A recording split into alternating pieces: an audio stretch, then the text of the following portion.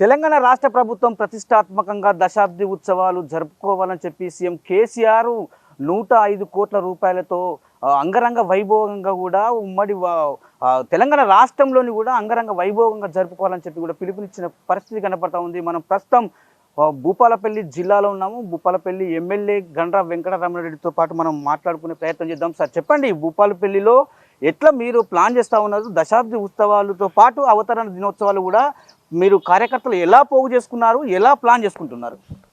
తెలంగాణ రాష్ట్రం సిద్ధించి రేపు జూన్ 2వ తారీఖు 9 సంవత్సరాలు పూర్తి చేసుకొని 10వ సంవత్సరాలు అడుగు పెడుతున్న సందర్భంలో దశాబ్ది ఉత్సవాలను చాలా ఘనంగా జరపాలని ప్రభుత్వం నిర్ణయం చేసింది.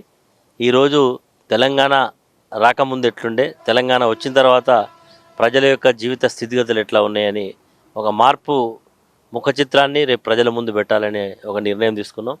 ఖచ్చితంగా రేపు రాష్ట్ర మంత్రి సత్యవతి రాథోడ్ గారు దీని ఏర్పాట్లపైన సమీక్ష చేయడానికి రేపు మధ్యాహ్నం 3 గంటలకు జిల్లా కలెక్టర్ కార్యాలయంలో రివ్యూ చేస్తూ ఉన్నాం. మరి ప్రతిరోజు కూడా జూన్ 2వ తారీఖు నుంచి 22 రోజుల పాటు 21 రోజుల పాటు కార్యక్రమాలన్నీ ఉంటాయి.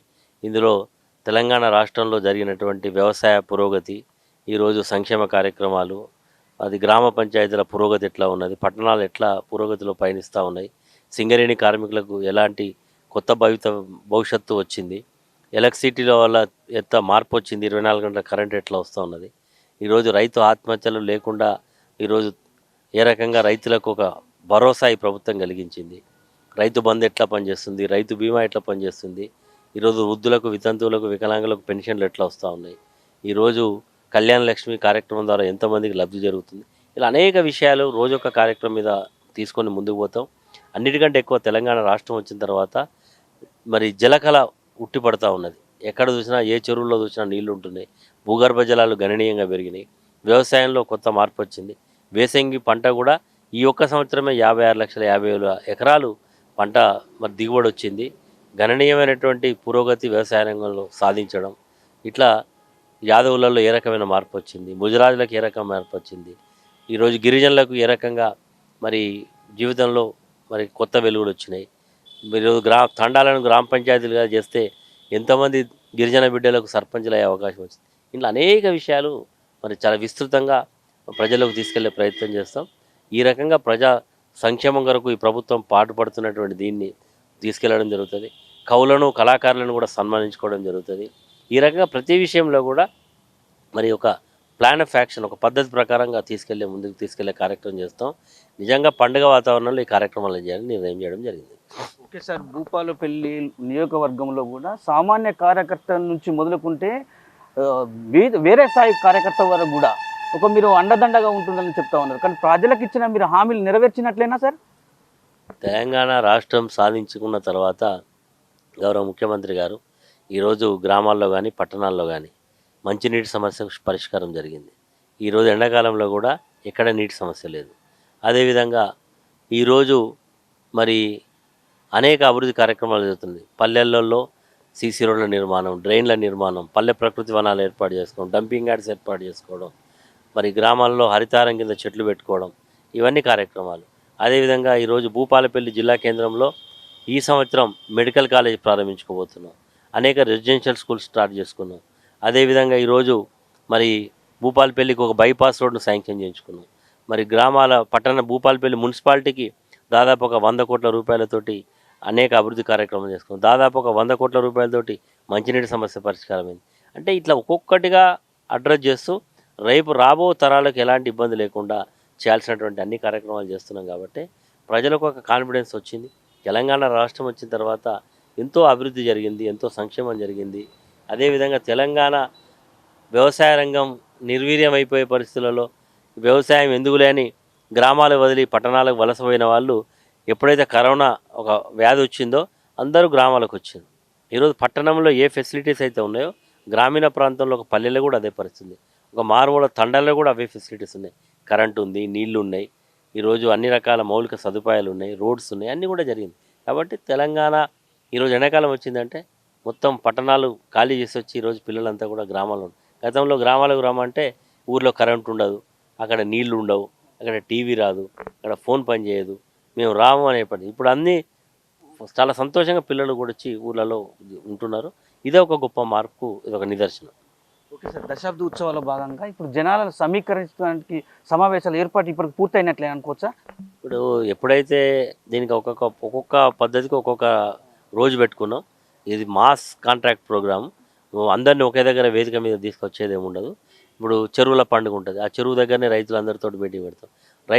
రైతు సమావేశాలు ఉంటాయి. రైతు వేదికల దగ్గర మీటింగులు పెడతాం.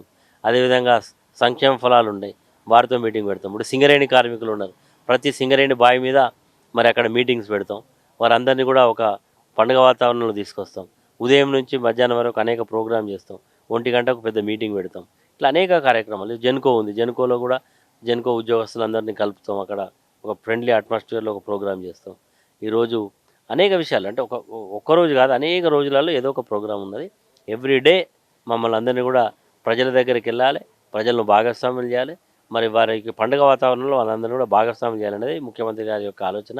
దానికి అనుగుణంగా మేమందరం కూడా ప్రజాప్రతినిధులను రేపు 3 గంటలకు మరి సమావేశంలో మా ఎంపీపీలు, జెడ్పీటీసీలు, మా గ్రామ సర్పంచులు, మా పిఎస్సిఎస్ చైర్మన్లు అందరినీ కూడా కలుపుకొని ఈరోజు ఒక గొప్ప విప్లవాత్మకమైనటువంటి మార్పు వచ్చింది. ఇంత వడ్లు ఇంత యాసంగిలో ఇంత ఉత్పత్తి వచ్చినా మిల్లర్ల దగ్గర జాగా లేకపోయినా ప్రభుత్వమే కొనుగోలు చేసి ఈరోజు గోదాములలో పెట్టే పరిస్థితి. ఈరోజు మరి ఏ రకంగా మక్కలు కొనుగోలు చేసే పరిస్థితి, రైతులకు రైతు బంధు, రైతు బీమా, 24 గంటల కరెంటు, ఇట్లా అనేక కార్యక్రమాలు రైతులను అడ్రస్ చేస్తూ ఉన్నాం. కాబట్టి తెలంగాణ రాష్ట్రంలో రైతులు ఇది ఒక స్వర్ణయుగం అని చెప్పొచ్చు.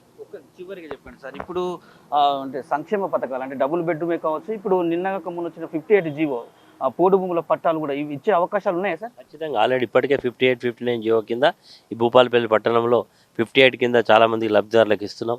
సింగరేణి గతంలో ఇచ్చినటువంటి స్థలాలను రెవెన్యూ టేక్ ఓవర్ చేసి వాళ్ళకు రిజిస్ట్రేషన్ చేస్తూ ఉన్నాం. అదేవిధంగా 2 బెడ్రూమ్ల ఇల్లు అలాట్మెంట్ చేయడం జరిగింది. ఈ భూపాలపల్లి పట్టణంలో దాదాపు 1000 మందికి ఇవ్వబోతా ఉన్నాం. మరి గతంలో ప్రభుత్వ భూములు ఇల్లు కట్టుకున్న వాళ్ళకు 58 కింద, ఇంకెక్కువ ఉంటే 59 కింద, ఇట్లా అనేక కార్యక్రమాలు చేస్తున్నాం. దానివల్ల ఏంటంటే ఈ ప్రభుత్వం నిజంగా మాకు కాన్ఫిడెన్స్, ఇంకా ప్రభుత్వ స్థలాలు ఎక్కడైనా ఉంటే కూడా చూసి పేదలకు ఇల్లు కట్టుకోవడానికి స్థలాలు ఇవ్వాలని కూడా నిర్ణయం చేయడం జరిగింది. ఇది 1 కాదు 2 కాదు, అనేక విషయాలలో ఈ ప్రభుత్వం చాలా పేదలను యొక్క జీవితాల్లో కొత్త వెలుగు తీసుకురావడానికి, తెలంగాణ సాధించుకున్నందుకు ఇంత మార్పు వచ్చిందని చూపెట్టడానికి ప్రయత్నం చేస్తున్నాం. తప్పలో కూడా ప్రజలు కూడా దాన్ని అర్థం చేసుకుంటారని ఒక భావనతో ఉన్నాం. అమరుల కుటుంబాలను మర్చిపోయినట్టుగా వాదపు వాదములు వస్తున్నాయి, దాన్ని ఎట్లా చూస్తారు మీరు? అమరవీరుల కుటుంబాలకు తెలంగాణ సిద్ధించిన కొద్ది రోజులకే వారి కుటుంబంలో కొంతమందికి ఉద్యోగాలు ఇవ్వడం జరిగింది, కొంతమందికి కాంట్రాక్ట్ బేసిస్లో ఇవ్వడం జరిగింది. ఎవరిని ఎట్లా వాడుకోవాలి, ఎవరిని ఎట్లా మరి హక్కున చేసుకోవాలో తెలంగాణ ముఖ్యమంత్రి గారు చాలా గొప్పగా ఆలోచించి ముందుకు పోతూ ఉన్నారు. ఈరోజు వాళ్ళు కొద్దిమంది ఏదో చెప్తూ ఉంటారు, ఇది చేయలేదు అది చేయలేదు, కానీ అవన్నీ కూడా అవాస్తవం. ఎవరైతే అమరులను ఖచ్చితంగా గౌరవించింది ప్రభుత్వం, వారి యొక్క కుటుంబాలను గౌరవించడం జరుగుతున్నది. ఎవరిని కూడా విస్మరించడం లేదు. తెలంగాణ ఉద్యమకారులను, తెలంగాణ అమరవీరులను, తెలంగాణ కళాకారులను, కవులను అందరినీ కూడా గౌరవించే సాంప్రదాయం ఈ ప్రభుత్వానికి. చివరిగా చెప్పండి సార్, ఇప్పుడు తెలంగాణ రాష్ట్ర ప్రభుత్వం జూన్ 2వ తారీఖు నుంచి 21వ తారీఖు వరకు అంటే 22 రోజుల పాటు కూడా ఒక పండుగ వాతావరణాన్ని తెలంగాణ వ్యాప్తంగా చూసుకున్నాం. మీరు ఎలా ఫీల్ అవుతున్నారు సార్? చాలా గొప్పగా ఫీల్ అవుతున్నాం. తెలంగాణ సాధించుకున్న 10 ఏళ్లలో జరుగుతున్నటువంటి మార్పులో మరి తెలంగాణ నేటి సమాజం మరి అనుభవిస్తున్నటువంటి ప్రతిఫలాలన్నీ కూడా అందిస్తున్నందుకు ఒక పండుగ వాతావరణంలో చేసే కార్యక్రమాన్ని మేమందరం కూడా చాలా గొప్పగా ఫీల్ అవుతున్నాం. ఈ సందర్భంలో మేము ప్రజాప్రతినిధులుగా ఉండడం, మా నేతృత్వంలో ఈ నియోజకవర్గంలో పలు కార్యక్రమాలు జరుపుకోవడం చాలా సంతోషకరమైనటువంటి విషయం తెలియజేస్తాం. Thank you sir. మొత్తానికి చూసుకుంటే భూపాలపల్లి జిల్లాలోని ప్రజలకు ఇచ్చిన హామీలతో పాటు కూడా రేపు జరగబోయే దశాబ్ది ఉత్సవాలను కూడా అంగరంగ వైభవంగా జరుపుకోవాలి. పండుగ వాతావరణం కూడా తెలంగాణ రాష్ట్ర ముఖ్యమంత్రి కేసీఆర్ గారు కూడా ప్రవేశపెట్టిన పండుగ వాతావరణాన్ని కూడా నెలకొల్పాలి. ఇప్పటికే అన్ని విధాలు కూడా ఏర్పాట్లు కూడా చేసుకున్నామని చెప్తున్న పరిస్థితి కనపడతా ఉంది. ఇది మొత్తానికి భూపాలపల్లి జిల్లాలోని కూడా ముఖ్య అంటే తాగునీటి సమస్య కావచ్చు, ఏదైనా సమస్యలు, సంక్షేమ పథకాలు ప్రతి గడప గడపకు ఇంటింటికి చేరేలో కూడా తీసుకుపోయినని చెప్తున్న మన భూపాలపల్లి ఎమ్మెల్యే గండ్ర వెంకటరామరెడ్డి కూడా చెప్తున్న పరిస్థితి కనపడుతుంది. కెమెరా పర్సన్ బాలుతో స్వామి, అమ్మా న్యూస్, వరంగల్.